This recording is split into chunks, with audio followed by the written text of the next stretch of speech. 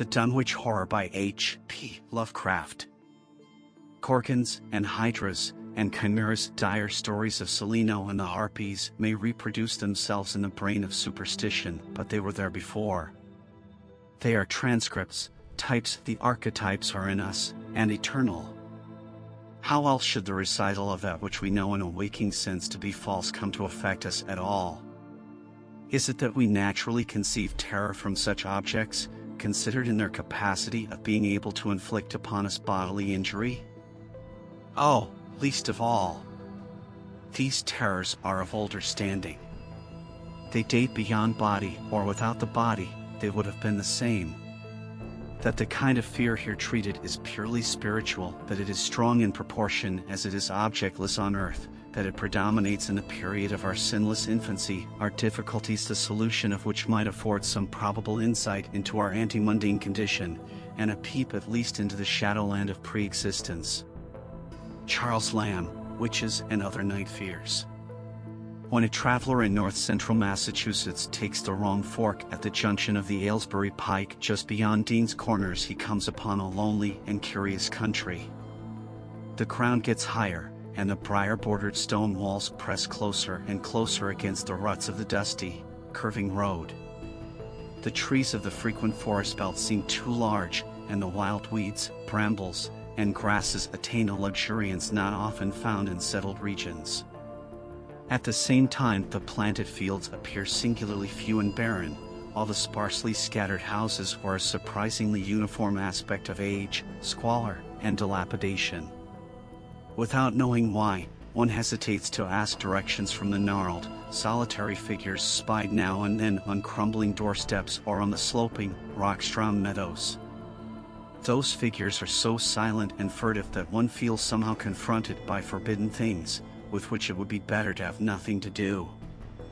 When a rise in the road brings the mountains in view above the deep woods, the feeling of strange uneasiness is increased.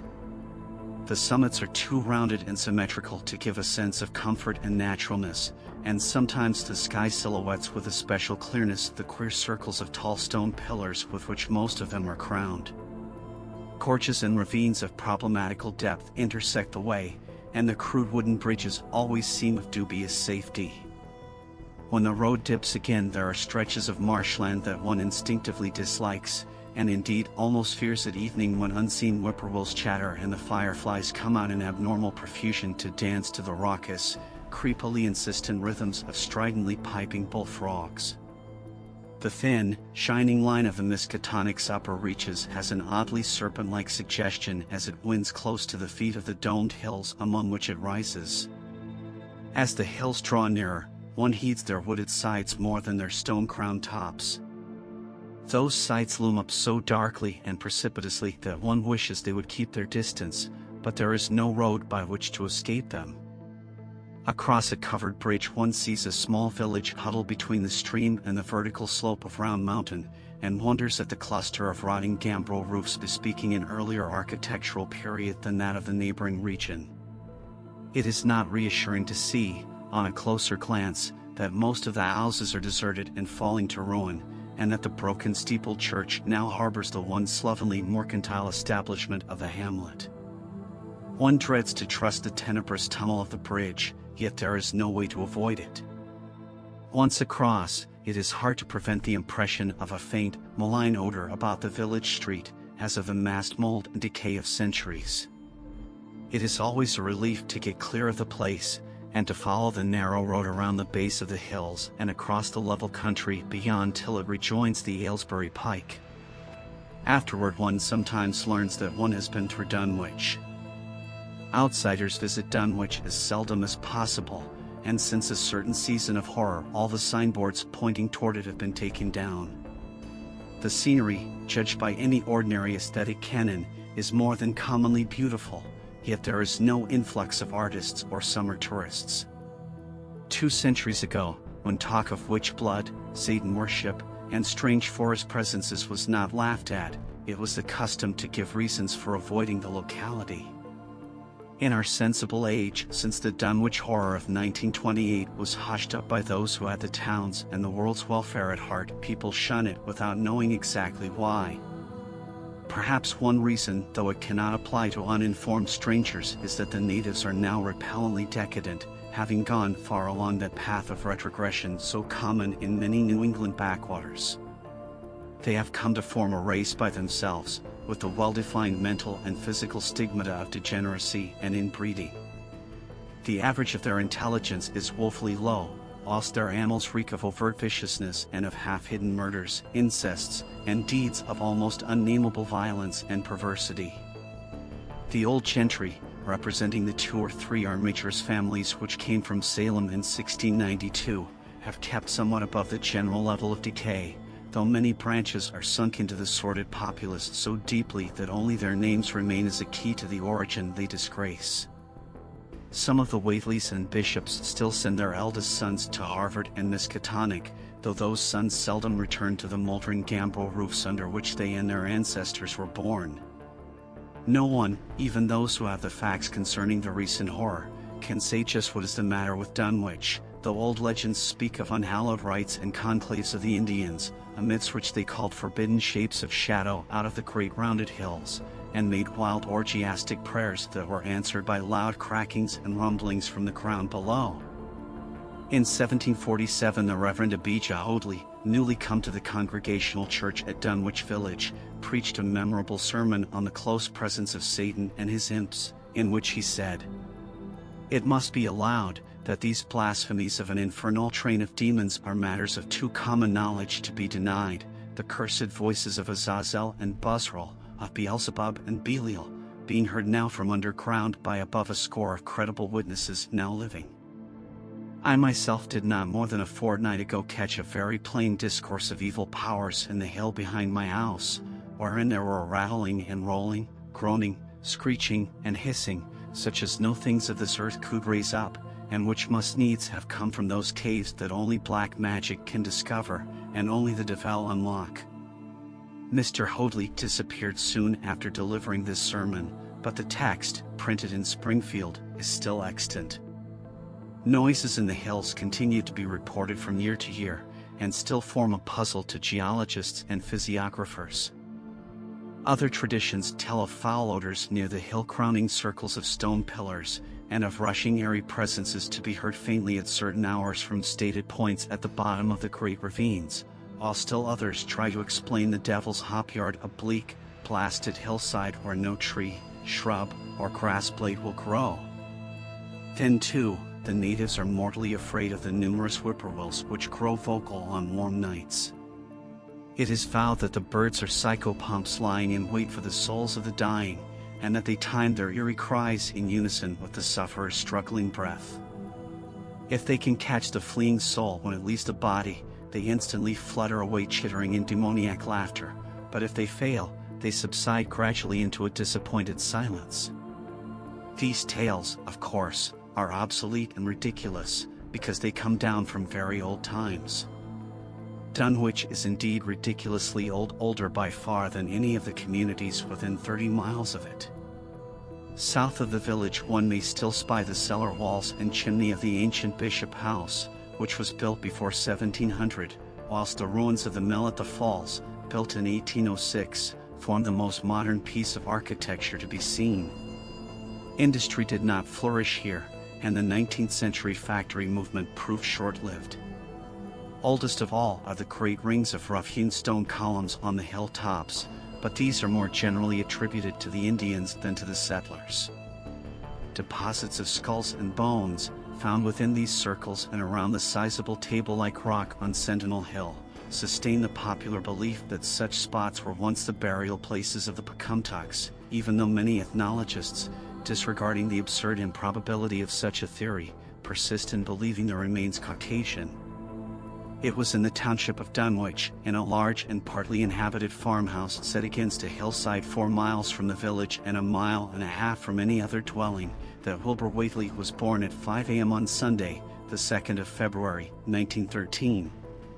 This date was recalled because it was Candlemas, which people in Dunwich curiously observe under another name, and because the noises in the hills had sounded, and all the dogs of the countryside had barked persistently throughout the night before. Less worthy of notice was the fact that the mother was one of the decadent Whateleys, a somewhat deformed, unattractive albino woman of 35, living with an aged and half-insane father about whom the most frightful tales of wizardry had been whispered in his youth. Lavinia Whately had no known husband, but according to the custom of the region made no attempt to disavow the child, concerning the other side of whose ancestry the country folk might and did speculate as widely as they chose. On the contrary, she seemed strangely proud of the dark, goatish-looking infant who formed such a contrast to her own sickly and pink-eyed albinism, and was heard to mutter many curious prophecies about its unusual powers and tremendous future. Lavinia was one who would be apt to mutter such things, for she was a lone creature given to wandering amidst thunderstorms in the hills and trying to read the great odorous books which her father had inherited through 2 centuries of Whateleys, and which were fast falling to pieces with age and wormholes. She had never been to school, but was filled with disjointed scraps of ancient lore that old Whately had taught her. The remote farmhouse had always been feared because of old Whately's reputation for black magic, and the unexplained death by violence of Mrs. Whately when Lavinia was 12 years old had not helped to make the place popular. Isolated among strange influences, Lavinia was fond of wild and grandiose daydreams and singular occupations, nor was her leisure much taken up by household cares in a home from which all standards of order and cleanliness had long since disappeared. There was a hideous screaming which echoed above even the hill noises and the dogs barking on the night Wilbur was born, but no known doctor or midwife presided at his coming.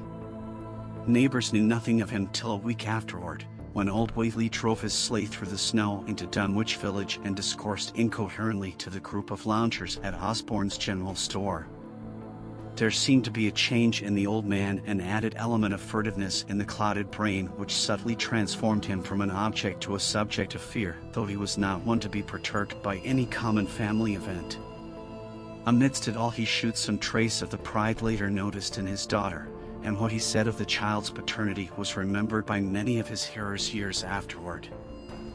"I don't care what folks think if Lavany's boy looked like his pa, he wouldn't look like nothing ye expect. Ye needn't think the only folks is the folks hereabouts.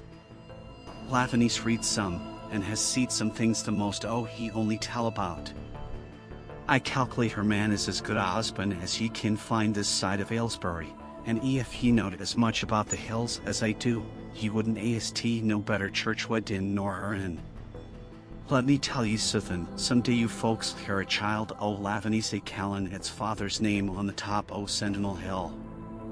The only persons who saw Wilbur during the first month of his life were old Zechariah Whately, of the undecayed Whateleys, and Earl Sawyer's common-law wife, Mamie Bishop.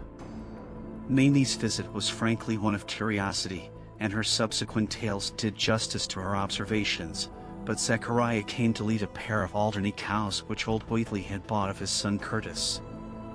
This marked the beginning of a course of cattle buying on the part of small Wilbur's family which ended only in 1928, when the Dunwich Horror came and went, yet at no time did the ramshackle Whately barn seem overcrowded with livestock.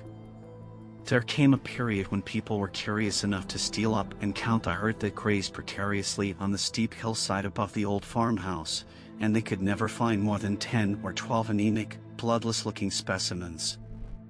Evidently some blight or distemper, perhaps sprung from the unwholesome pasturage or the diseased fungi and timbers of the filthy barn, caused a heavy mortality amongst the Whately animals. Odd wounds or sores, having something of the aspect of incisions, seemed to afflict the visible cattle, and once or twice during the earlier months certain callers fancied they could discern similar sores about the throats of the gray, unshaven old man and his slatternly, crinkly-haired albino daughter. In the spring after Wilbur's birth, Lavinia resumed her customary rambles in the hills, bearing in her misproportioned arms the swarthy child. Public interest in the Whateleys subsided after most of the country folk had seen the baby, and no one bothered to comment on the swift development which that newcomer seemed every day to exhibit. Wilbur's growth was indeed phenomenal, for within 3 months of his birth he had attained a size and muscular power not usually found in infants under a full year of age. His motions and even his vocal sounds showed a restraint and deliberateness highly peculiar in an infant, and no one was really unprepared when, at 7 months, he began to walk unassisted, with falterings which another month was sufficient to remove. It was somewhat after this time on Halloween that a great blaze was seen at midnight on the top of Sentinel Hill, where the old table-like stone stands amidst its tumulus of ancient bones.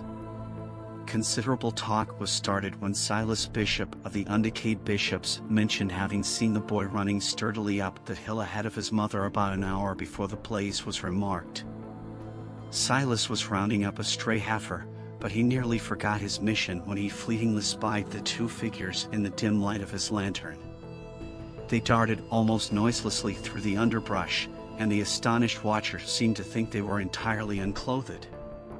Afterward he could not be sure about the boy, who may have had some kind of a fringed belt and a pair of dark trunks or trousers on. Wilbur was never subsequently seen alive and conscious without complete and tightly buttoned attire, the disarrangement or threatened disarrangement of which always seemed to fill him with anger and alarm.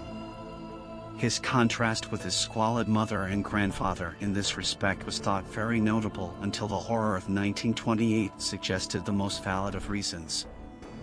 The next January gossips were mildly interested in the fact that Lavaney's black brat had commenced to talk, and at the age of only 11 months.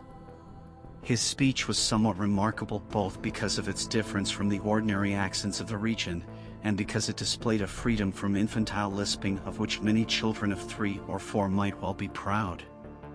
The boy was not talkative, yet when he spoke he seemed to reflect some elusive element wholly unpossessed by Dunwich and its denizens. The strangeness did not reside in what he said, or even in the simple idioms he used, but seemed vaguely linked with his intonation or with the internal organs that produced the spoken sounds. His facial aspect, too, was remarkable for its maturity, for though he shared his mother's and grandfather's chinlessness, his firm and precociously shaped nose united with the expression of his large, dark, almost Latin eyes to give him an air of quasi-adulthood and well-nigh preternatural intelligence. He was, however, exceedingly ugly despite his appearance of brilliancy, there being something almost goatish or animalistic about his thick lips, large pored, yellowish skin, coarse crinkly hair, and oddly elongated ears. He was soon disliked even more decidedly than his mother and grandsire, and all conjectures about him were spiced with references to the bygone magic of old Whately, and how the hills once shook when he shrieked the dreadful name of Yog-Sothoth in the midst of a circle of stones with a great book open in his arms before him. Dogs abhorred the boy, and he was always obliged to take various defensive measures against their barking menace. Meanwhile old Whately continued to buy cattle without measurably increasing the size of his herd. He also cut timber and began to repair the unused parts of his house, a spacious, peat-roofed affair whose rear end was buried entirely in the rocky hillside, and whose 3 least ruined ground-floor rooms had always been sufficient for himself and his daughter. There must have been prodigious reserves of strength in the old man to enable him to accomplish so much hard labor, and though he still babbled dementedly at times, his carpentry seemed to shew the effects of sound calculation. It had already begun as soon as Wilbur was born, when one of the many tool sheds had been put suddenly in order, clapboarded, and fitted with a stout fresh lock. Now, in restoring the abandoned upper story of the house, he was a no less thorough craftsman. His mania showed itself only in his tight boarding up of all the windows in the reclaimed section, though many declared that it was a crazy thing to bother with the reclamation at all. Less inexplicable was his fitting up of another downstairs room for his new grandson, a room which several callers saw, though no one was ever admitted to the closely boarded upper story. This chamber he lined with tall, firm shelving, along which he began gradually to arrange, in apparently careful order, all the rotting ancient books and parts of books which during his own day had been heaped promiscuously in odd corners of the various rooms. "I made some use of 'em," he would say as he tried to mend a torn black-letter page with paste prepared on the rusty kitchen stove, but the boys fitted to make better use of 'em. He ortair hevm as well sought as he kin, for they're goin' to be all of his larning dot. When Wilbur was a year and 7 months old in September of 1914, his size and accomplishments were almost alarming. He had grown as large as a child of 4, and was a fluent and incredibly intelligent talker. He ran freely about the fields and hills, and accompanied his mother on all her wanderings. At home he would pore diligently over the queer pictures and charts in his grandfather's books, while old Whately would instruct and catechize him through long, hushed afternoons. By this time the restoration of the house was finished, and those who watched it wondered why one of the upper windows had been made into a solid plank door. It was a window in the rear of the east gable end, close against the hill, and no one could imagine why a cleated wooden runway was built up to it from the ground. About the period of this work's completion, people noticed that the old tool house, tightly locked and windowlessly clapboarded since Wilbur's birth, had been abandoned again. The door swung listlessly open, and when Earl Sawyer once stepped within after a cattle-selling call on old Whately, he was quite discomposed by the singular odor he encountered. Such a stench, he averred, as he had never before smelt in all his life except near the Indian circles on the hills, and which could not come from anything sane or of this earth. But then, the homes and sheds of Dunwich folk have never been remarkable for olfactory immaculateness. The following months were void of visible events, save that everyone swore to a slow but steady increase in the mysterious hill noises.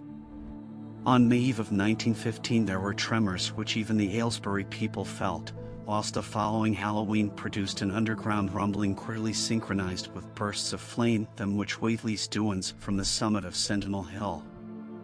Wilbur was growing up uncannily, so that he looked like a boy of 10 as he entered his 4th year. He read avidly by himself now, but talked much less than formerly. A settled taciturnity was absorbing him, and for the first time people began to speak specifically of the dawning look of evil in his goatish face. He would sometimes mutter an unfamiliar jargon, and chant in bizarre rhythms which chilled the listener with a sense of unexplainable terror.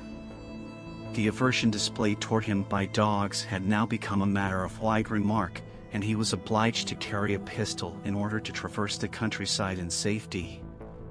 His occasional use of the weapon did not enhance his popularity amongst the owners of canine guardians. The few callers at the house would often find Lavinia alone on the ground floor, while odd cries and footsteps resounded in the boarded-up second story. She would never tell what her father and the boy were doing up there. The one she turned pale and displayed an abnormal degree of fear when a jocose fish peddler tried the locked door leading to the stairway. That peddler told the store loungers at Dunwich Village that he thought he heard a horse stamping on that floor above. The loungers reflected, thinking of the door and runway, and of the cattle that so swiftly disappeared. Then they shuddered as they recalled tales of old Whately's youth, and of the strange things that are called out of the earth when a bullock is sacrificed at the proper time to certain heathen gods. It had for some time been noticed that dogs had begun to hate and fear the whole Whately place as violently as they hated and feared young Wilbur personally.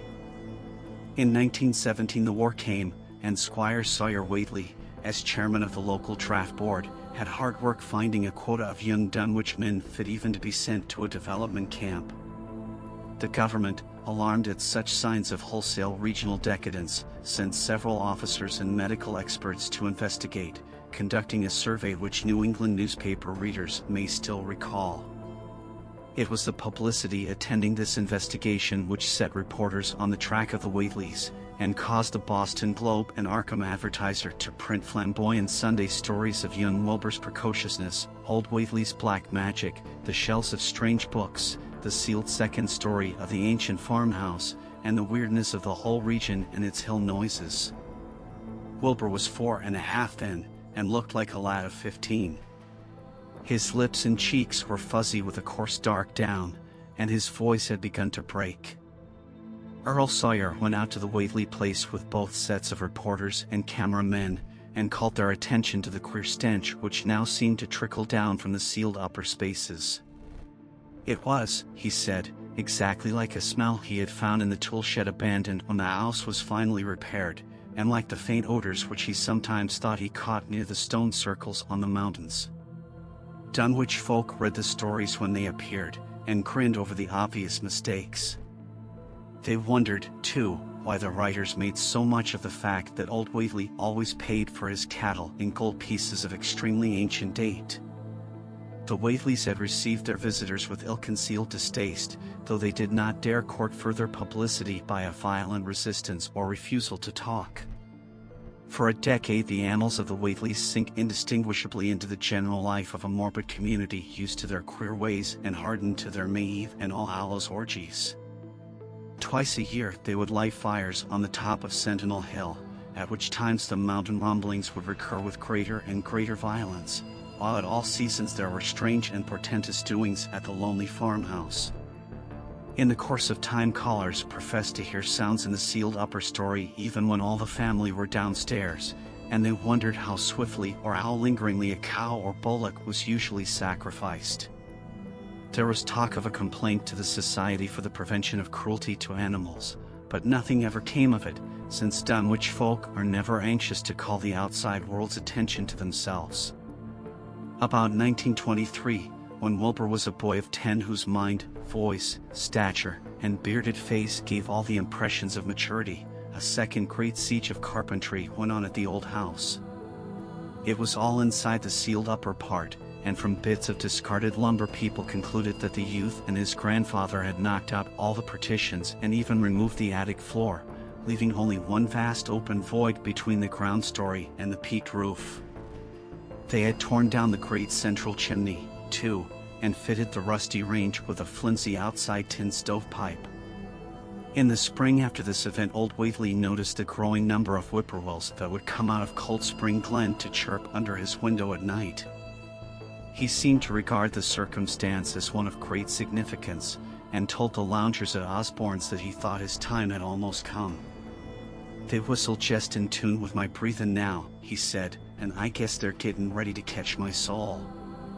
They know it's a-goin' 8, and don't calculate to miss it. You'll know, boys, arter I'm gone, whether they get me or not. If they do, they'll keep up a-singin' and laughin' till break o' day. If they don't, they'll kinder quiet down like. I expect them and the souls they hunts for HEV some pretty tough tussles sometimes." On Lammas night, 1924, Dr. Houghton of Aylesbury was hastily summoned by Wilbur Whately, who had lashed his one remaining horse through the darkness and telephoned from Osborne's in the village. He found old Whately in a very grave state, with a cardiac action and stertorous breathing that told of an end not far off. The shapeless albino daughter and oddly bearded grandson stood by the bedside, whilst from the vacant abyss overhead there came a disquieting suggestion of rhythmical surging or lapping, as of the waves on some level beach. The doctor, though, was chiefly disturbed by the chattering night birds outside, a seemingly limitless legion of whippoorwills that cried their endless message in repetitions timed diabolically to the wheezing gasps of the dying man. It was uncanny and unnatural, too much, thought Dr. Houghton, like the whole of the region he had entered so reluctantly in response to the urgent call. Toward 1 o'clock old Whately gained consciousness, and interrupted his wheezing to choke out a few words to his grandson. "More space, Willie, more space soon. You grows and that grows faster. It'll be ready to serve ye soon, boy. Open up the gates to Yog Sothoth with the long chant that you'll find on page 751 of the complete edition, and then put a match to the prison. Fire from earth can't burn it no ha." He was obviously quite mad. After a pause, during which the flock of whippoorwills outside adjusted their cries to the altered tempo while some indications of the strange hill noises came from afar off, he added another sentence or two. "Feed it Reichlar, Willie, and mind the quantity, but don't let it grow too fast for the place, fair if it busts quarters or gets 8 afore ye opens to Yog Sothoth, it's all over and no use. Only them from beyond kin make it multiply and work. Only them, the old UNS as wants to come back." But speech gave place to gasps again, and Lavinia screamed at the way the whippoorwills followed the change. It was the same for more than an hour, when the final throaty rattle came. Dr. Houghton drew shrunken lids over the glazing gray eyes as the tumult of birds faded imperceptibly to silence. Lavinia sobbed, but Wilbur only chuckled whilst the hill noises rumbled faintly. "They didn't get him," he muttered in his heavy bass voice. Wilbur was by this time a scholar of really tremendous erudition in his one-sided way, and was quietly known by correspondents to many librarians in distant places where rare and forbidden books of old days are kept. He was more and more hated and dreaded around Dunwich because of certain youthful disappearances which suspicion lay vaguely at his door, but was always able to silence inquiry through fear or through use of that fund of old-time gold which still, as in his grandfather's time, went forth regularly and increasingly for cattle buying. He was now tremendously mature of aspect, and his height, having reached the normal adult limit, seemed inclined to wax beyond that figure. In 1925, when a scholarly correspondent from Miskatonic University called upon him one day and departed pale and puzzled, he was fully 6 3/4 feet tall. Through all the years Wilbur had treated his half-deformed albino mother with a growing contempt, finally forbidding her to go to the hills with him on May Eve and Hallowmas, and in 1926 the poor creature complained to Mamie Bishop of being afraid of him. "There's more about him as I knows than I can tell ye, Mamie," she said, "and nowadays there's more nor what I know myself. I vow for God, I don't know what he wants nor what he's a-trying to do." That Halloween the hill noises sounded louder than ever, and fire burned on Sentinel Hill as usual, but people paid more attention to the rhythmical screaming of vast flocks of unnaturally belated whippoorwills which seemed to be assembled near the unlighted Whately farmhouse. After midnight their shrill notes burst into a kind of pandemoniac cachinnation which filled all the countryside, and not until dawn did they finally quiet down. Then they vanished, hurrying southward where they were fully a month overdue. What this meant, no one could quite be certain till later. None of the country folk seemed to have died, but poor Lavinia Whately, the twisted albino, was never seen again. In the summer of 1927 Wilbur repaired 2 sheds in the farmyard and began moving his books and effects out to them.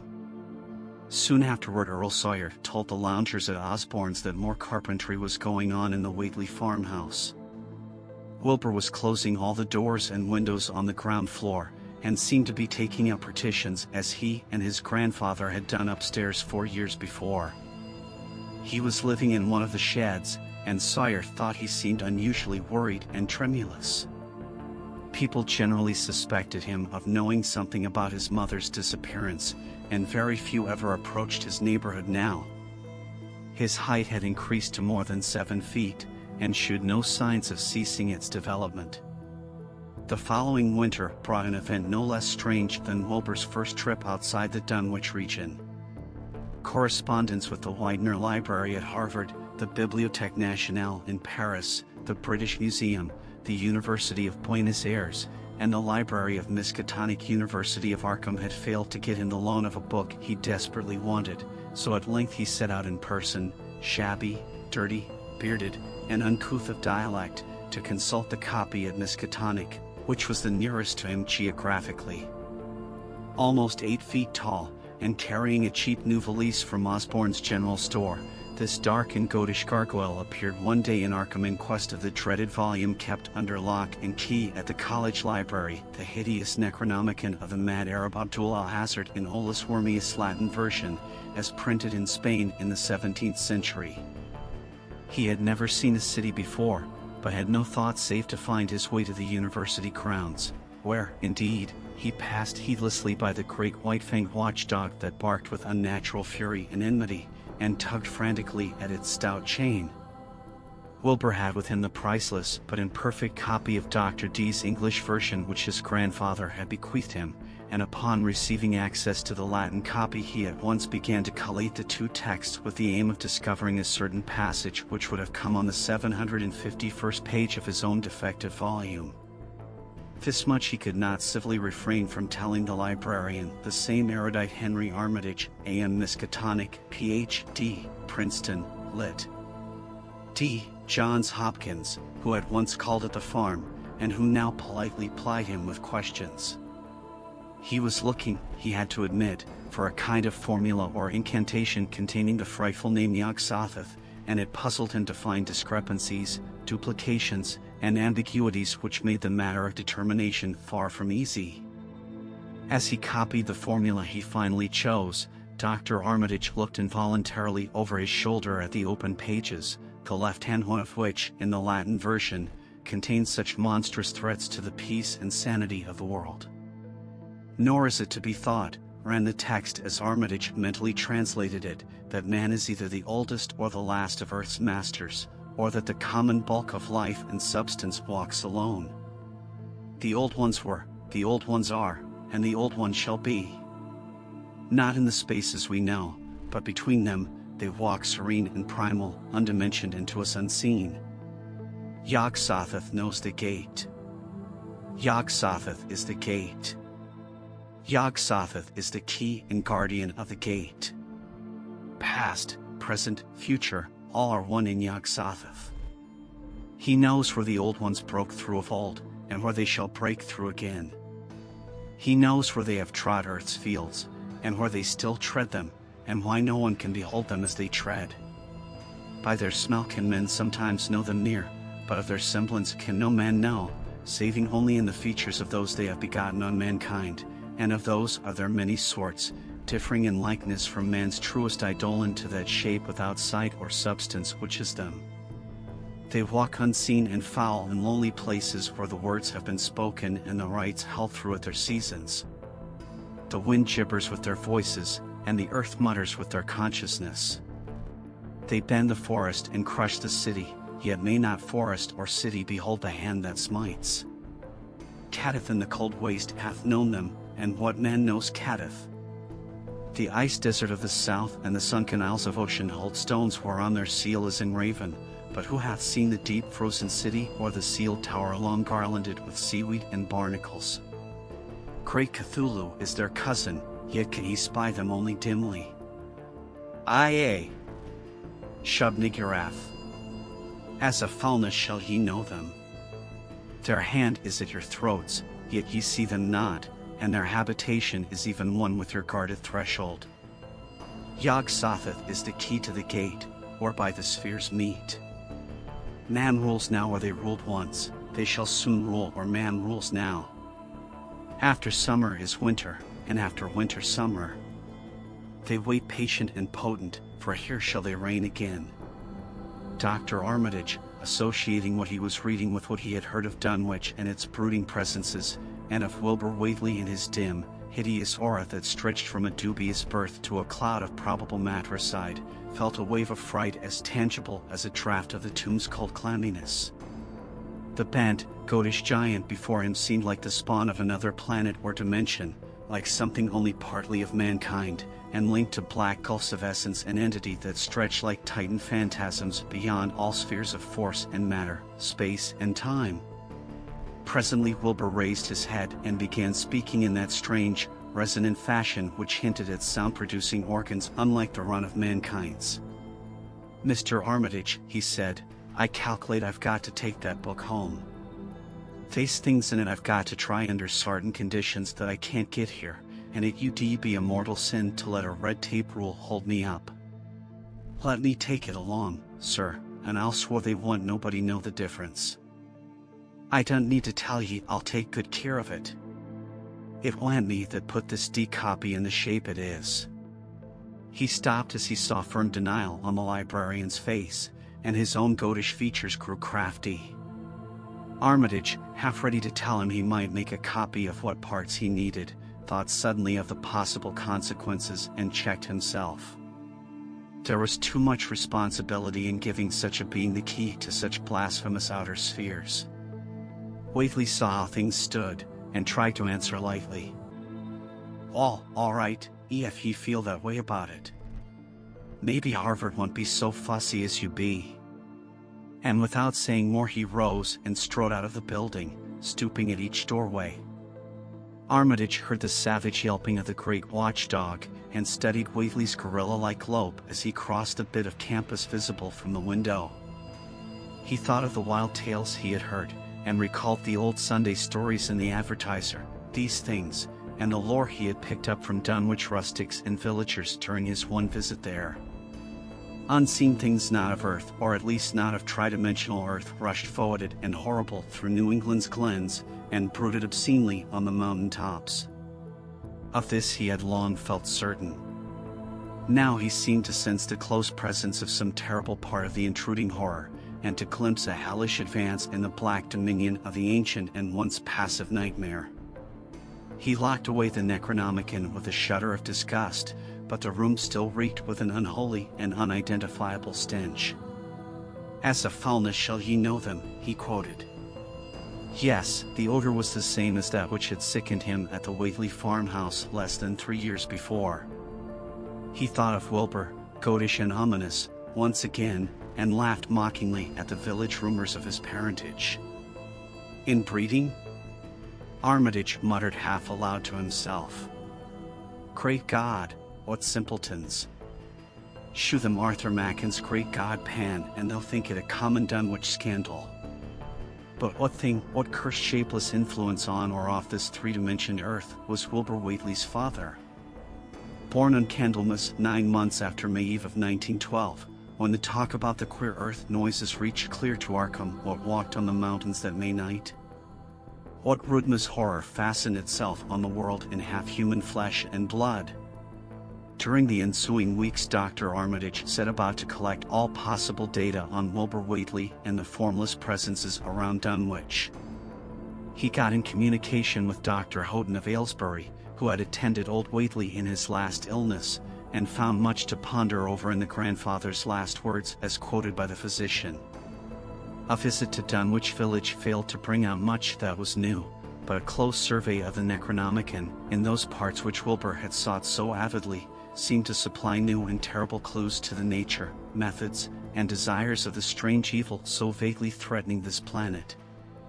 Talks with several students of archaic lore in Boston, and letters to many others elsewhere, gave him a growing amazement which passed slowly through varied degrees of alarm to a state of really acute spiritual fear. As the summer drew on, he felt dimly that something ought to be done about the lurking terrors of the upper Miskatonic Valley, and about the monstrous being known to the human world as Wilbur Whately. The Dunwich Horror itself came between Lammas and the equinox in 1928, and Dr. Armitage was among those who witnessed its monstrous prologue. He had heard, meanwhile, of Whately's grotesque trip to Cambridge, and of his frantic efforts to borrow or copy from the Necronomicon at the Widener Library. Those efforts had been in vain, since Armitage had issued warnings of the keenest intensity to all librarians having charge of the dreaded volume. Wilbur had been shockingly nervous at Cambridge, anxious for the book, yet almost equally anxious to get home again, as if he feared the results of being away long. Early in August a half-expected outcome developed, and in the small hours of the 3D Dr. Armitage was awakened suddenly by the wild, fierce cries of the savage watchdog on the college campus. Deep and terrible, the snarling, half-mad growls and barks continued, always in mounting volume, but with hideously significant pauses. Then there rang out a scream from a wholly different throat, such a scream as roused half the sleepers of Arkham and haunted their dreams ever afterward, such a scream as could come from no being born of earth, or wholly of earth. Armitage, hastening into some clothing and rushing across the street and lawn to the college buildings, saw that others were ahead of him, and heard the echoes of a burglar alarm still shrilling from the library. An open window showed black and gaping in the moonlight. What had come had indeed completed its entrance, for the barking and the screaming, now fast fading into a mixed low growling and moaning, proceeded unmistakably from within. Some instinct warned Armitage that what was taking place was not a thing for unfortified eyes to see, so he brushed back the crowd with authority as he unlocked the vestibule door. Among the others he saw Professor Warren Rice and Dr. Francis Morgan, men to whom he had told some of his conjectures and misgivings, and these two he motioned to accompany him inside. The inward sounds, except for a watchful, droning whine from the dog, had by this time quite subsided, but Armitage now perceived with a sudden start that a loud chorus of whippoorwills among the shrubbery had commenced a damnably rhythmical piping, as if in unison with the last breaths of a dying man. The building was full of a frightful stench which Dr. Armitage knew too well, and the three men rushed across the hall to the small genealogical reading room whence the low whining came. For a second nobody dared to turn on the light, then Armitage summoned up his courage and snapped the switch. One of the three, it is not certain which, shrieked aloud at what sprawled before them among disordered tables and overturned chairs. Professor Rice declares that he wholly lost consciousness for an instant, though he did not stumble or fall. The thing that lay half-bent on its side in a foetid pool of greenish-yellow ichor and tarry stickiness was almost 9 feet tall, and the dog had torn off all the clothing and some of the skin. It was not quite dead, but twitched silently and spasmodically while its chest heaved in monstrous unison with the mad piping of the expectant whippoorwills outside. Bits of shoe leather and fragments of apparel were scattered about the room, and just inside the window an empty canvas sack lay where it had evidently been thrown. Near the central desk a revolver had fallen, a dented but undischarged cartridge later explaining why it had not been fired. The thing itself, however, crowded out all other images at the time. It would be trite and not wholly accurate to say that no human pen could describe it, but one may properly say that it could not be vividly visualized by anyone whose ideas of aspect and contour are too closely bound up with the common life forms of this planet and of the three known dimensions.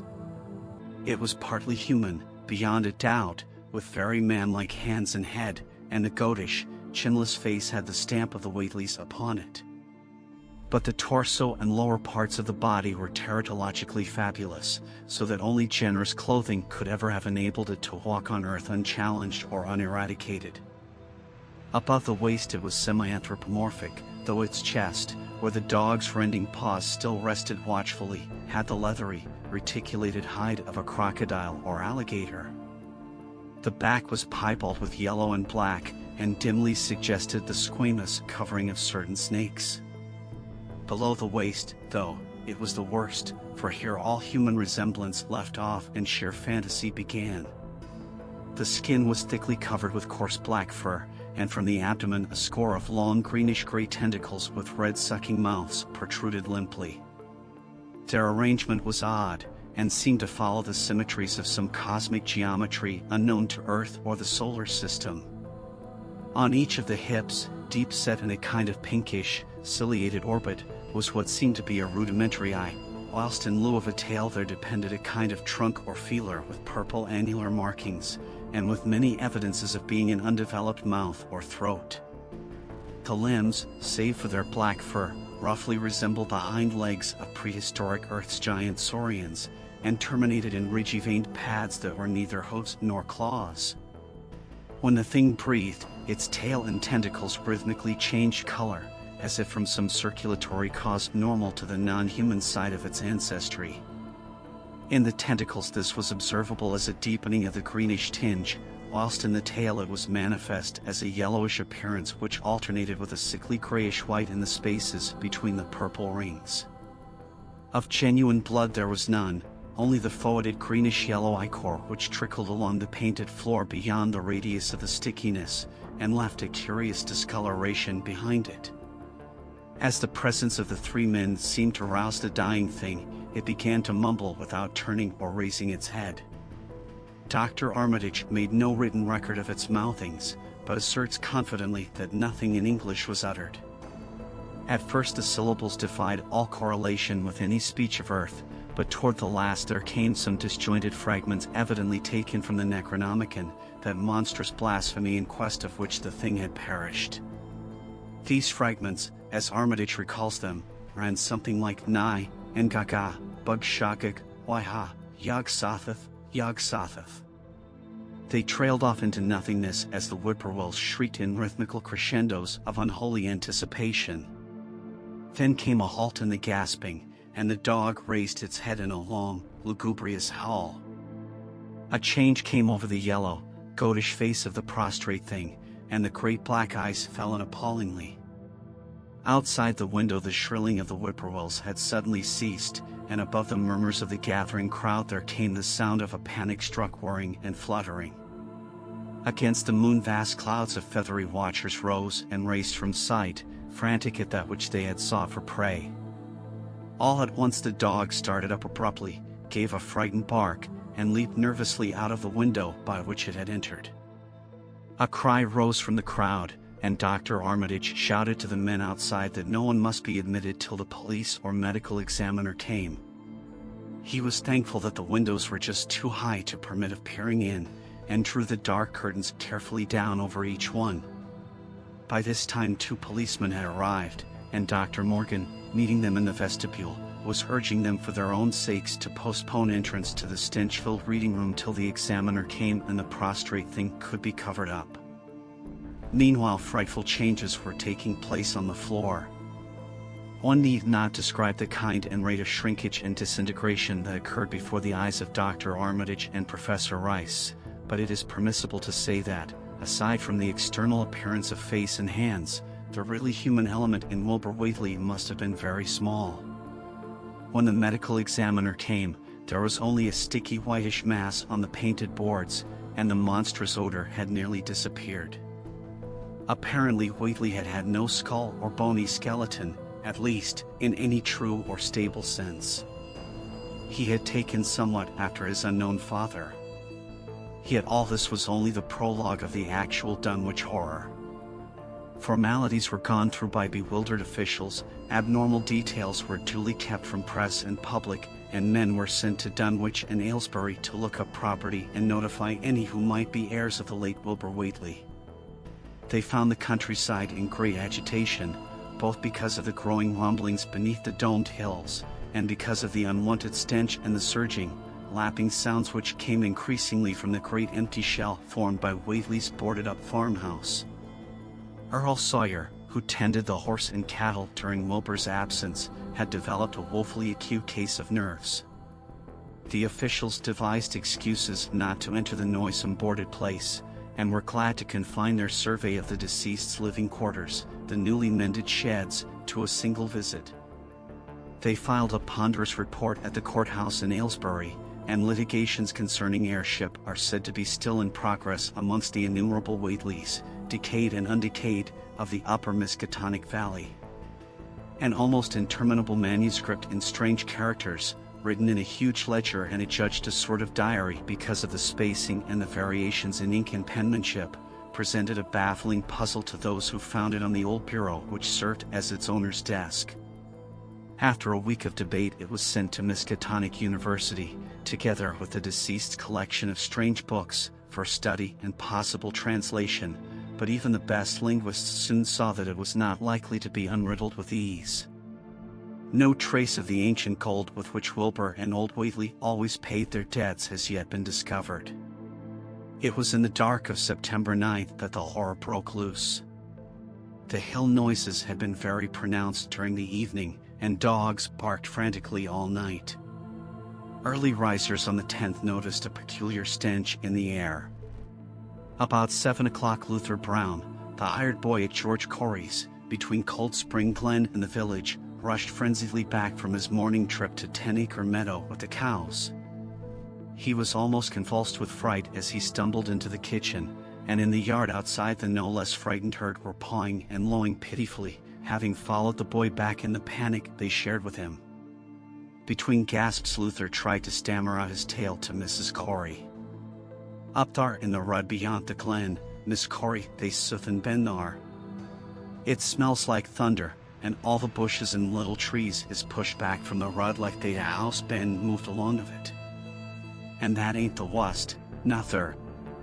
They's prints in the rud, Miss Corey, great round prints as big as barrel heads, all sunk down deep like a elephant had been along, only they's a sight more nor 4 feet could make. I looked at 1 or 2 afore I run, and I see everyone was covered with lines spread in 8 from one place, like as if big palm leaf fans twicked or 3 times as big as any they's had have been pounded down into the rud. And the smell was awful, like what it is around Wizard Whately's OL house. Here he faltered, and seemed to shiver afresh with the fright that had sent him flying home. Mrs. Corey, unable to extract more information, began telephoning the neighbors, thus starting on its rounds the overture of panic that heralded the major terrors. When she got Sally Sawyer, housekeeper at Seth Bishop's, the nearest place to Whately's, it became her turn to listen instead of transmit, for Sally's boy Chauncey, who slept poorly, had been up on the hill toward Whately's, and had dashed back in terror after one look at the place, and at the pasturage where Mr. Bishop's cows had been left out all night. "Yes, Miss Corey," came Sally's tremulous voice over the party wire. "Chauncey he just come back a Boston, and couldn't half talk fair bein' scared. He says Whately's house is all blowed up, with the timbers scattered round like they'd been dynamite inside, only the bottom floor ain't through, but is all covered with a kind o' tar-like stuff that smells awful and drips down off in the ages onto the ground where the side timbers is blown away. And they's awful kinder marks in the yard, 2 great round marks bigger round than a hogshead, and all sticky with stuff like is on the blowed-up house. Chauncey he says they leads off into the medders, or a great swath whiter and a barn is matted down, and all the stone walls tumbled every which way wherever it goes. And he says he, Miss Corey, as how he sought to look fair Seth's cows, fright easy he was, and found him in the upper pasture nigh the devil's hop yard in an awful shape. Half on em's clean gone, and nigh half o' them that's left is sucked most dry o' blood, with sores on em like they's been on Whately's cattle ever since Lavanny's black brat was born. Seth he's gone ain't now to look at em, though although he won't care ter get very nigh Wizard Whately's. Chauncey didn't look tearful ter see where the big matted down swath led arter had left the pasturage, but he says he thinks it peeing towards the glen rod to the village. I tell ye, Miss Corey, they's suthin abroad as hadn't orter be abroad, and I for one think that Black Wilbur Whately, as come to the bad ink he desarved, is at the bottom of the breedin' of it. He wa'n't all human hisself, I allus says to everybody, and I think he and O.L. Whately must have raised suthin in that there nailed up house as ain't even so human as he was. They's allus been unseen things around Dunwich, livin' things as ain't human and ain't good fair human folks. The crown was a-talkin' last night, and towards mornin' Chauncey he heard the whippoorwills so loud in Call Spring Glen he couldn't sleep none. Then he thought he heard another faint like sound over towards Wizard Whately's, a tinder rippin' or tearin' o' wood, like some big box or crate was bein' opened fur off.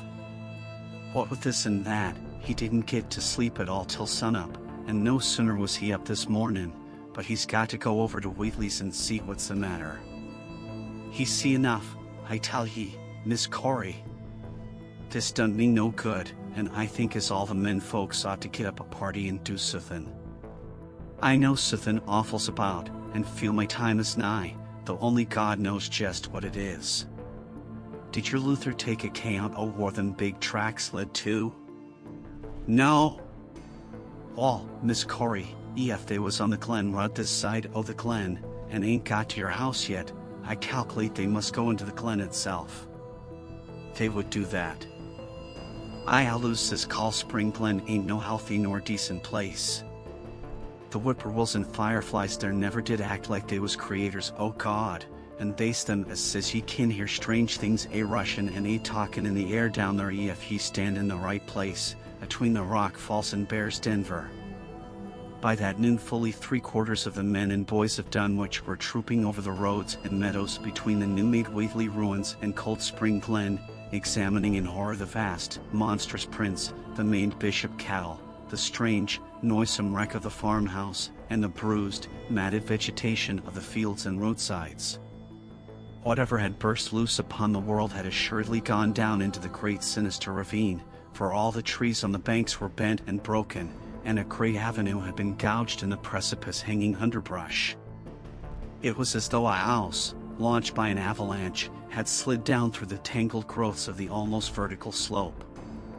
From below no sound came, but only a distant, undefinable photor, and it is not to be wondered at that the men preferred to stay on the edge and argue, rather than descend and beard the unknown cyclopean horror in its lair. 3 dogs that were with the party had barked furiously at first, but seemed cowed and reluctant when near the glen. Someone telephoned the news to the Aylesbury Transcript, but the editor, accustomed to wild tales from Dunwich, did no more than concoct a humorous paragraph about it, an item soon afterward reproduced by the Associated Press. That night everyone went home, and every house and barn was barricaded as stoutly as possible. Needless to say, no cattle were allowed to remain in open pasturage. About 2 a.m, a frightful stench and the savage barking of the dogs awakened the household at Elmer Fry's, on the eastern edge of Cold Spring Glen, and all agreed that they could hear a sort of muffled swishing or lapping sound from somewhere outside.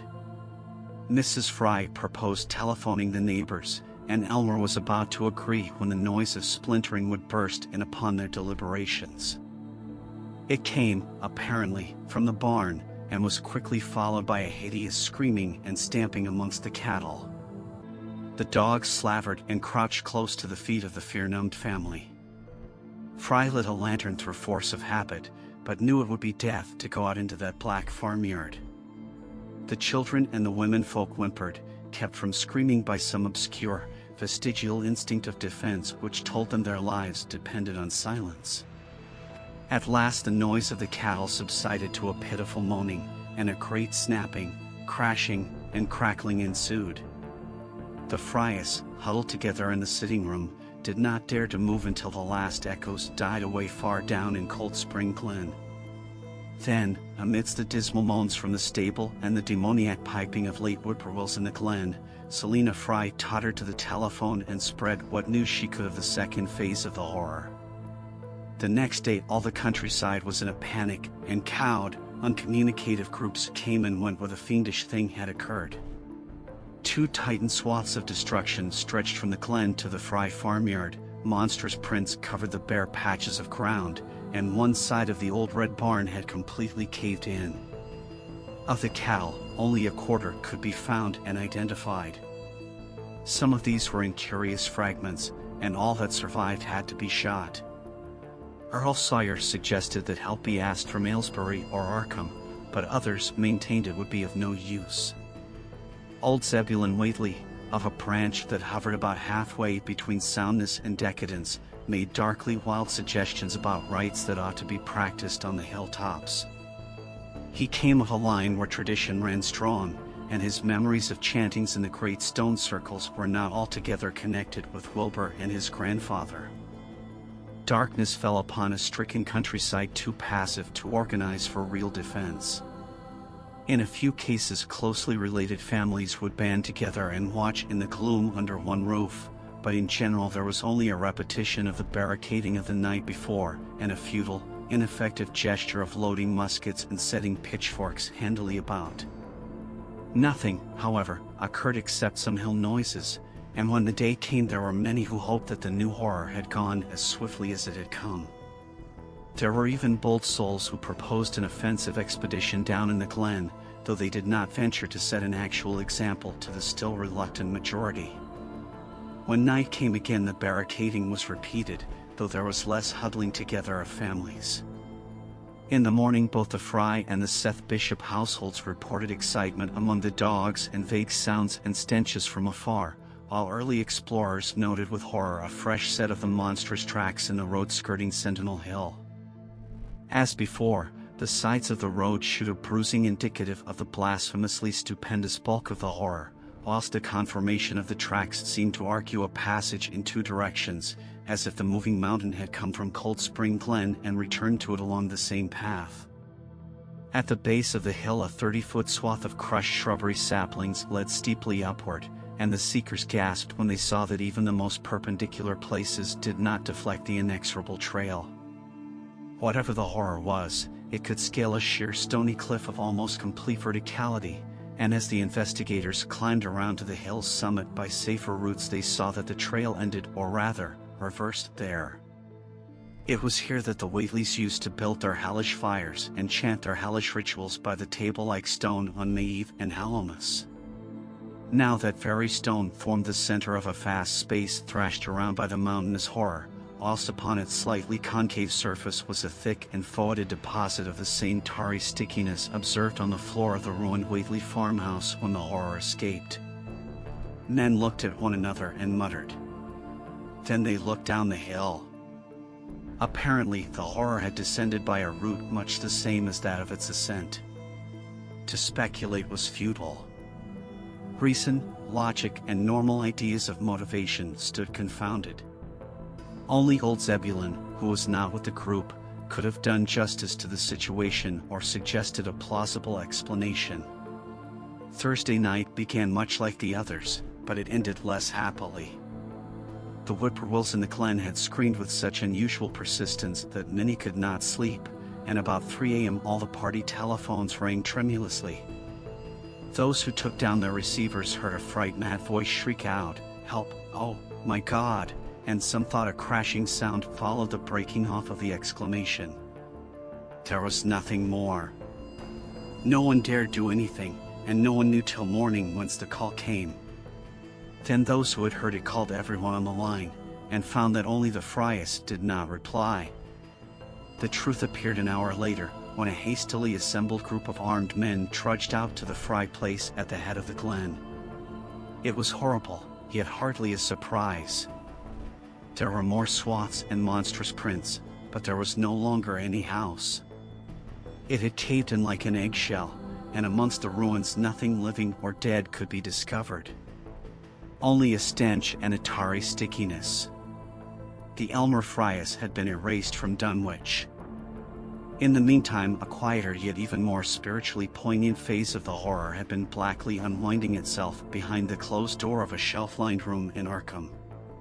The curious manuscript record or diary of Wilbur Whately, delivered to Miskatonic University for translation, had caused much worry and bafflement among the experts in languages both ancient and modern, its very alphabet, notwithstanding its general resemblance to the heavily shaded Arabic used in Mesopotamia, being absolutely unknown to any available authority.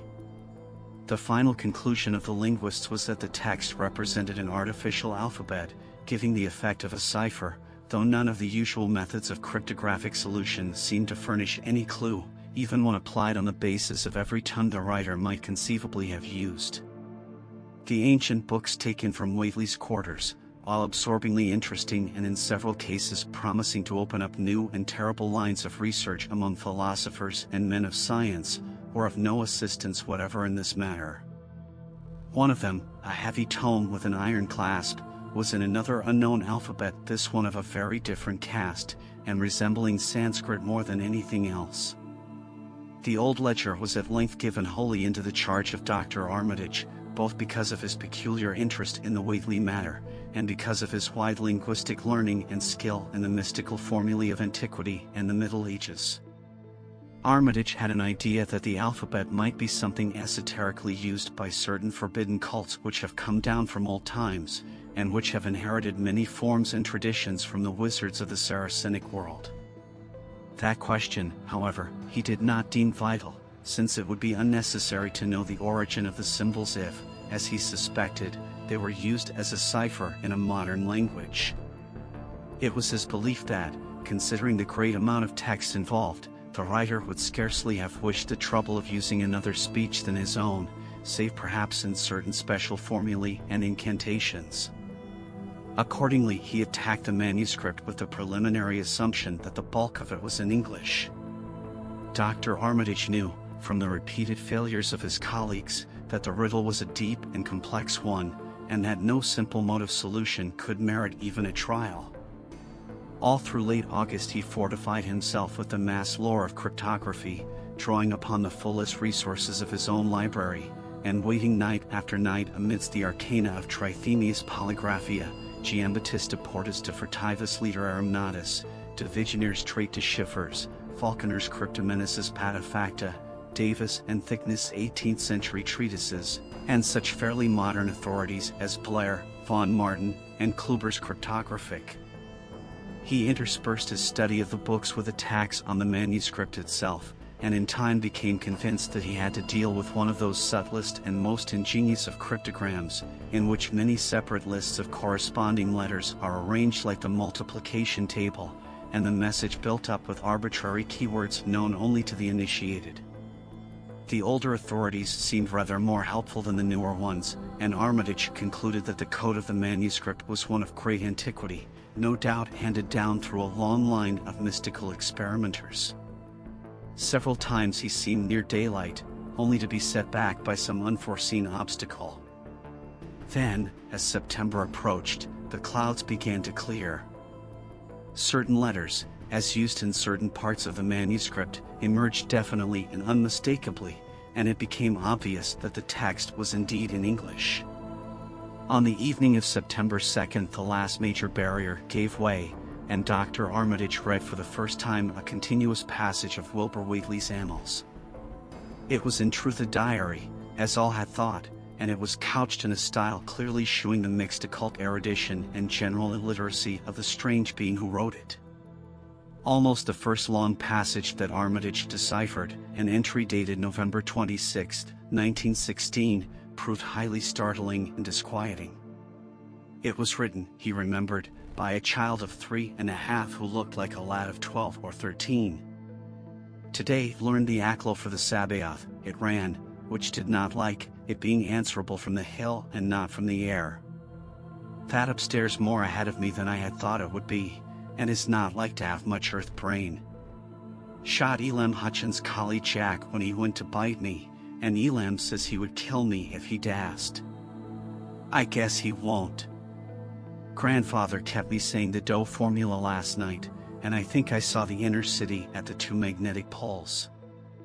I shall go to those poles when the earth is cleared off, if I can't break through with the donut formula when I commit it. They from the air told me at Sabbath that it will be years before I can clear off the earth, and I guess grandfather will be dead then, so I shall have to learn all the angles of the planes and all the formulas between the year and the NHHNGR.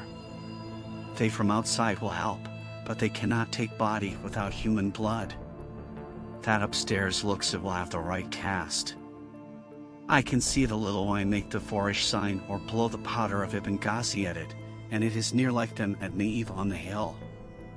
The other face may wear off some.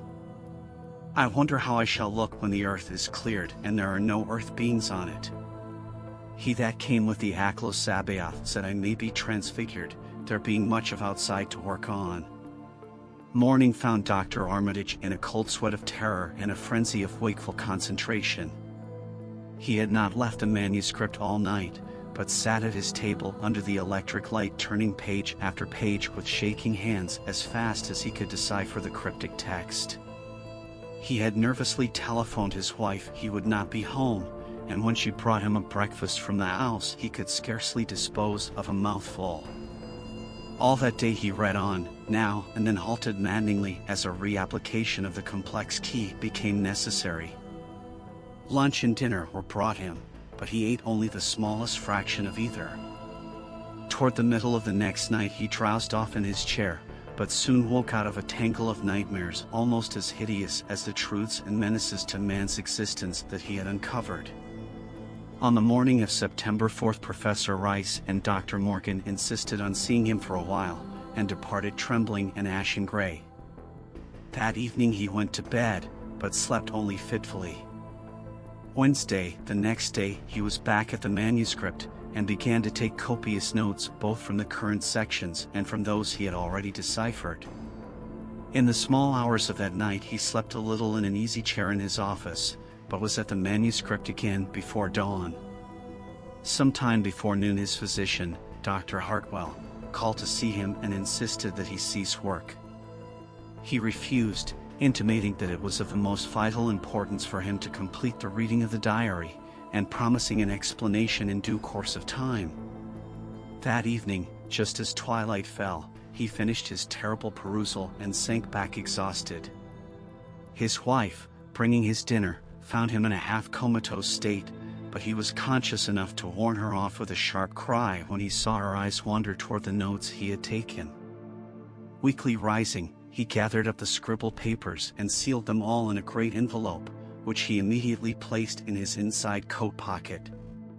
He had sufficient strength to get home, but was so clearly in need of medical aid that Dr. Hartwell was summoned at once. As the doctor put him to bed he could only mutter over and over again, "But what, in God's name, can we do?" Dr. Armitage slept, but was partly delirious the next day. He made no explanations to Hartwell, but in his calmer moments spoke of the imperative need of a long conference with Rice and Morgan. His wilder wonderings were very startling indeed, including frantic appeals that something in a boarded-up farmhouse be destroyed, and fantastic references to some plan for the extirpation of the entire human race and all animal and vegetable life from the earth by some terrible elder race of beings from another dimension. He would shout that the world was in danger, since the elder things wished to strip it and drag it away from the solar system and cosmos of matter into some other plane or phase of entity from which it had once fallen, vigintillions of eons ago. At other times he would call for the dreaded Necronomicon and the demonolatry of Remigius, in which he seemed hopeful of finding some formula to check the peril he conjured up. "Stop them, he would shout. "Those Whateleys meant to let them in, and the worst of all is left. Tell Rice and Morgan we must do something. It's a blind business, but I know how to make the powder. It hasn't been fed since the 2nd of August, when Wilbur came here to his death, and at that rate."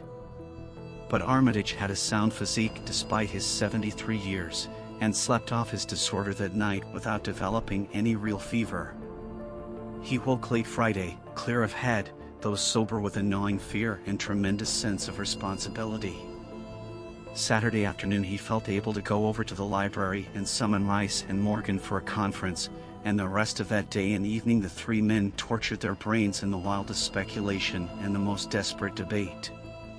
Strange and terrible books were drawn voluminously from the stacked shelves and from secure places of storage, and diagrams and formulae were copied with feverish haste and in bewildering abundance.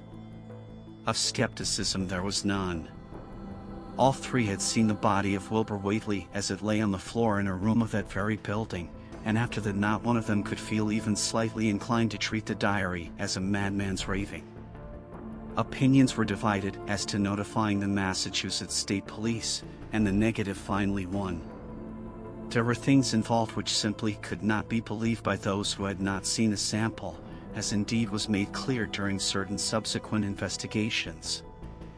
Late at night the conference disbanded without having developed a definite plan, but all day Sunday Armitage was busy comparing formulae and mixing chemicals obtained from the college laboratory. The more he reflected on the hellish diary, the more he was inclined to doubt the efficacy of any material agent in stamping out the entity which Wilbur Whately had left behind him, the earth-threatening entity which, unknown to him, was to burst forth in a few hours and become the memorable Dunwich Horror. Monday was a repetition of Sunday with Dr. Armitage, for the task in hand required an infinity of research and experiment. Further consultations of the monstrous diary brought about various changes of plan, and he knew that even in the end a large amount of uncertainty must remain. By Tuesday he had a definite line of action mapped out, and believed he would try a trip to Dunwich within a week. Then, on Wednesday, the great shock came. Tucked obscurely away in a corner of the Arkham Advertiser was a facetious little item from the Associated Press, telling what a record-breaking monster the bootleg whiskey of Dunwich had raised up. Armitage, half stunned, could only telephone for Rice and Morgan. Far into the night they discussed, and the next day was a whirlwind of preparation on the part of them all. Armitage knew he would be meddling with terrible powers, yet saw that there was no other way to annul the deeper and more malign meddling which others had done before him. Friday morning Armitage, Rice, and Morgan set out by motor for Dunwich, arriving at the village about 1 in the afternoon. The day was pleasant, but even in the brightest sunlight a kind of quiet dread and portent seemed to hover about the strangely domed hills and the deep, shadowy ravines of the stricken region. Now and then on some mountaintop a gaunt circle of stones could be glimpsed against the sky.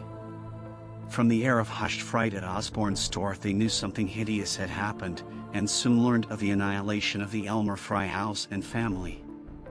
Throughout that afternoon they rode around Dunwich, questioning the natives concerning all that had occurred, and seeing for themselves with rising pangs of horror the drear Fry ruins with their lingering traces of the tarry stickiness, the blasphemous tracks in the Fry yard, the wounded Seth Bishop cow, and the enormous swaths of disturbed vegetation in various places.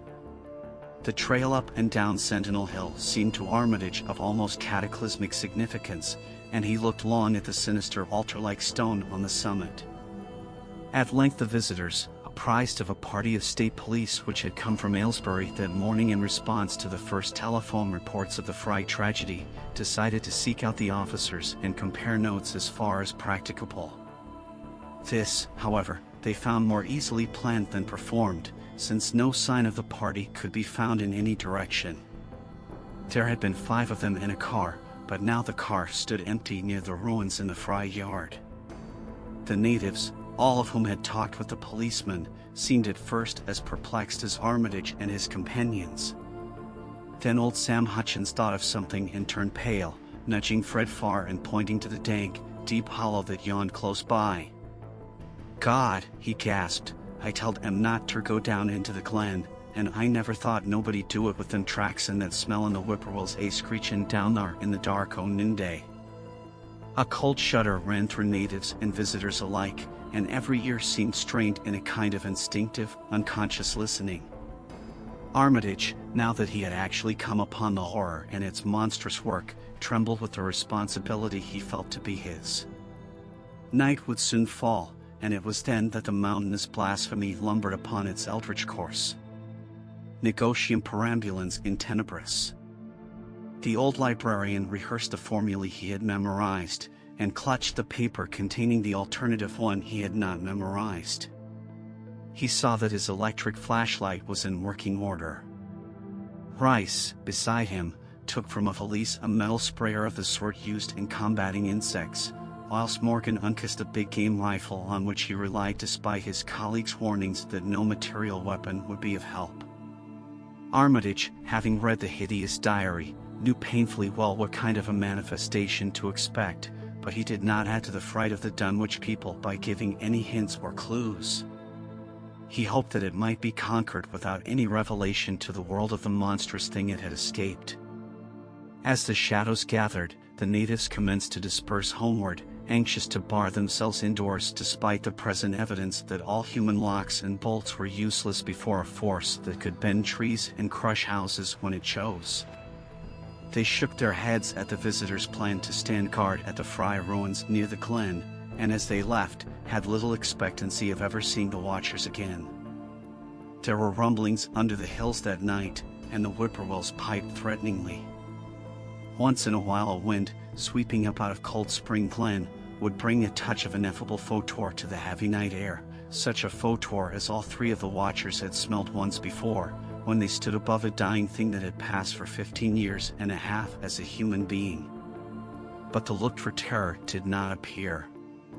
Whatever was down there in the glen was biding its time, and Armitage told his colleagues it would be suicidal to try to attack it in the dark. Morning came wanly, and the night sound ceased. It was a grey, bleak day, with now and then a drizzle of rain, and heavier clouds seemed to be piling themselves up beyond the hills to the northwest. The men from Arkham were undecided what to do. Seeking shelter from the increasing rainfall beneath one of the few undestroyed Fry outbuildings, they debated the wisdom of waiting, or of taking the aggressive and going down into the glen in quest of their nameless, monstrous quarry. The downpour waxed in heaviness, and distant peals of thunder sounded from far horizons. Sheet lightning shimmered, and then a forky bolt flashed near at hand, as if descending into the accursed glen itself. The sky grew very dark, and the watchers hoped that the storm would prove a short, sharp one followed by clear weather. It was still gruesomely dark when, not much over an hour later, a confused babble of voices sounded down the road. Another moment brought to view a frightened group of more than a dozen men, running, shouting, and even whimpering hysterically. Someone in the lead began sobbing out words, and the Arkham men started violently when those words developed a coherent form. "Oh, my God," the voice choked out. "It's goin' aching, and this time by day. It's eight and ain't moving this very minute, and only the Lord knows when it'll be on us all." The speaker panted into silence, but another took up his message. "Nigh on an hour ago Zeb Whately here heard the phone ringing, and it was Miss Corey, George's wife, that lives down by the junction. She says the hired boy Luther was driving in the cows from the storm arter the big bolt, when he see all the trees a-bendin' at the mouth of the glen opposite side to this and smelt the same awful smell like he smelt when he found the big tracks last Monday mornin'. And he says they was a swishin', lappin' sound, more nor what the bent-in trees and bushes could make, and all on a sudden the trees along the road begun to get pushed one side, and they was a awful stompin' and splashin' in the mud. But mind ye, Luther he didn't see nothin' at all, only just the bent-in trees and underbrush.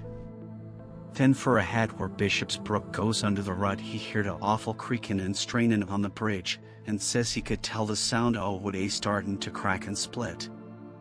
And all the whiles he never see a thing, only them trees and bushes a-bendin'.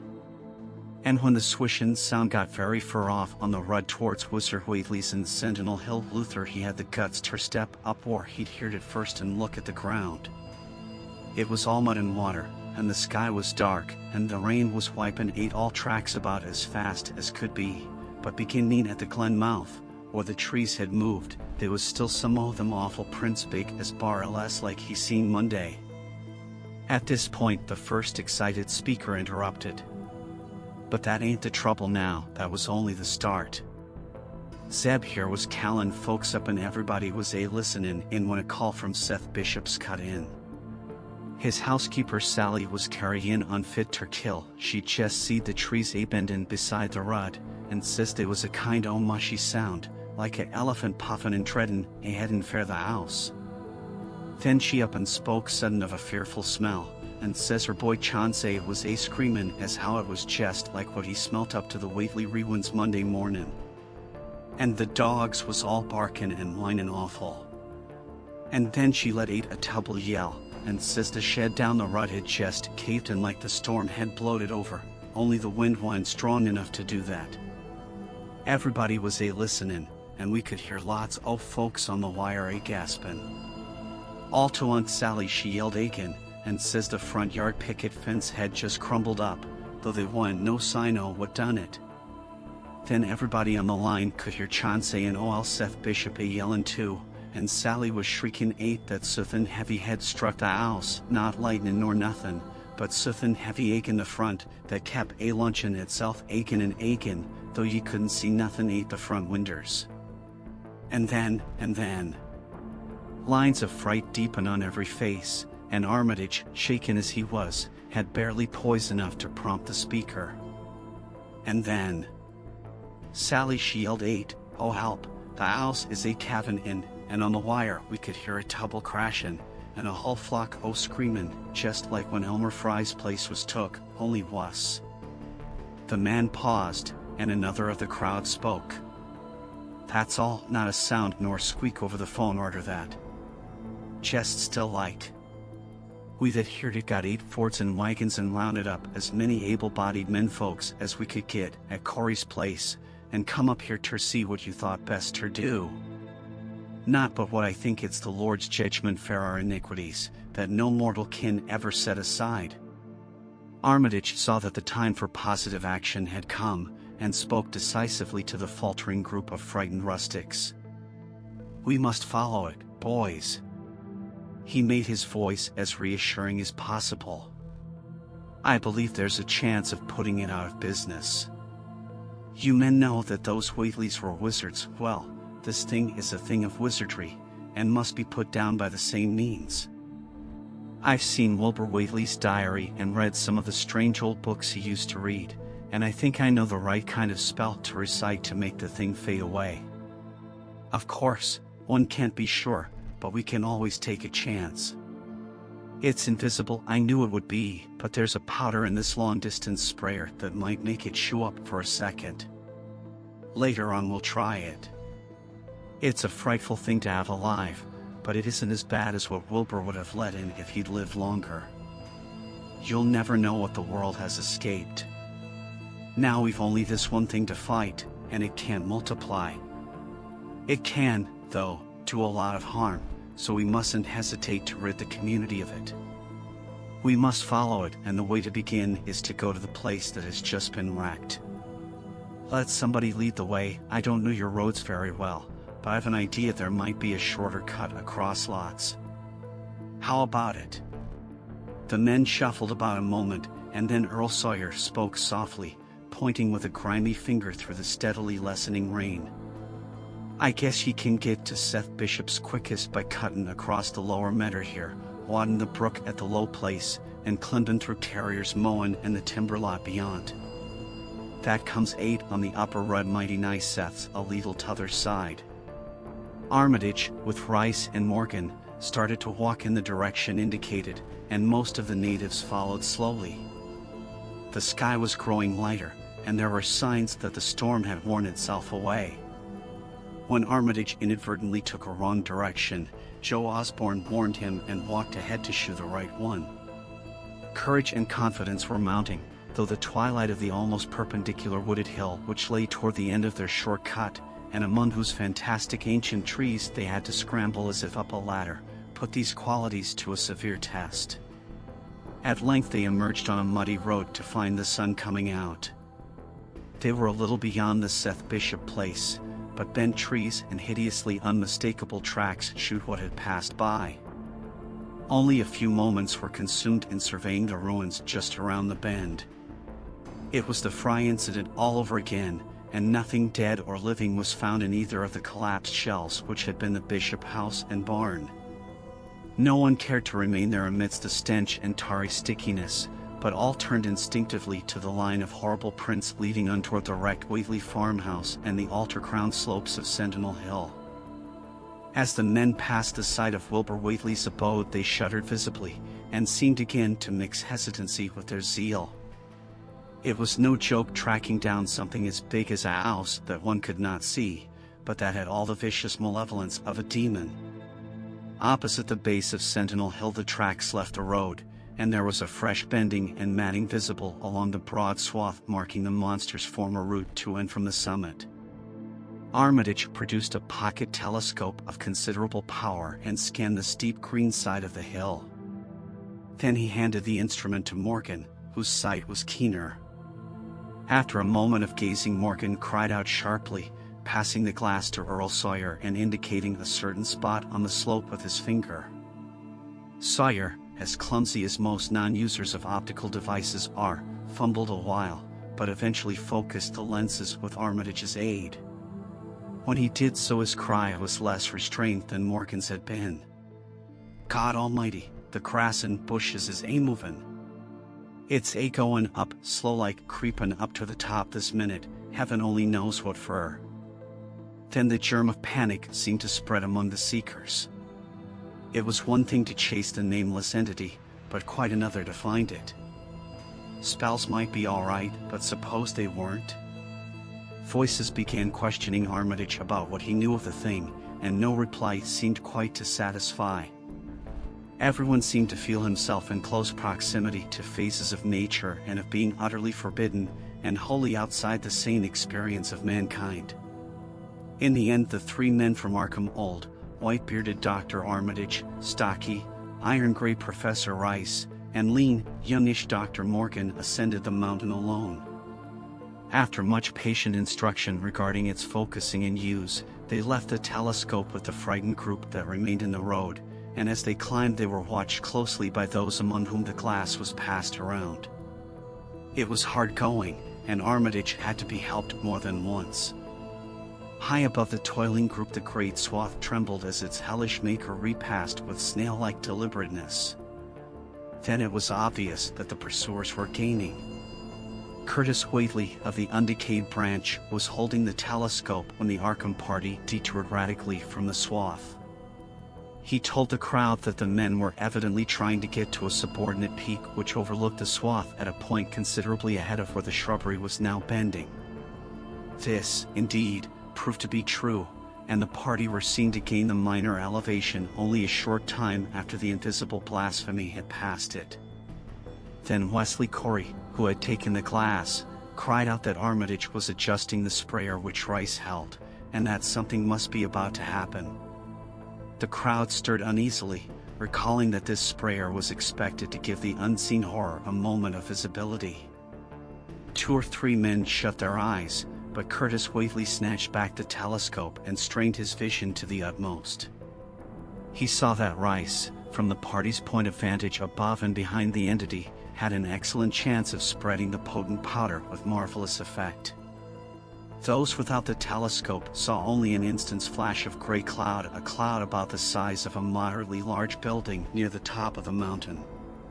Curtis, who had held the instrument, dropped it with a piercing shriek into the ankle-deep mud of the road. He reeled, and would have crumpled to the ground had not 2 or 3 others seized and steadied him. All he could do was moan half inaudibly. Oh, great God, that. There was a pandemonium of questioning, and only Henry Wheeler thought to rescue the fallen telescope and wipe it clean of mud. Curtis was past all coherence, and even isolated replies were almost too much for him.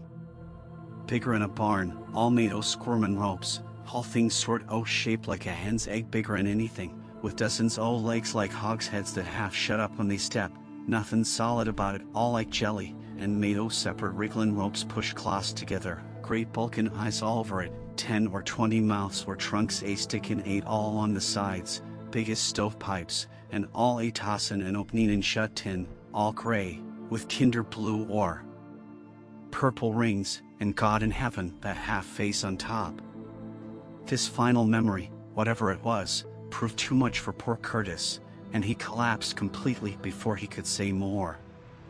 Fred Farr and Will Hutchins carried him to the roadside and laid him on the damp grass. Henry Wheeler, trembling, turned the rescued telescope on the mountain to see what he might. Through the lenses were discernible 3 tiny figures, apparently running toward the summit as fast as the steep incline allowed. Only these, nothing more.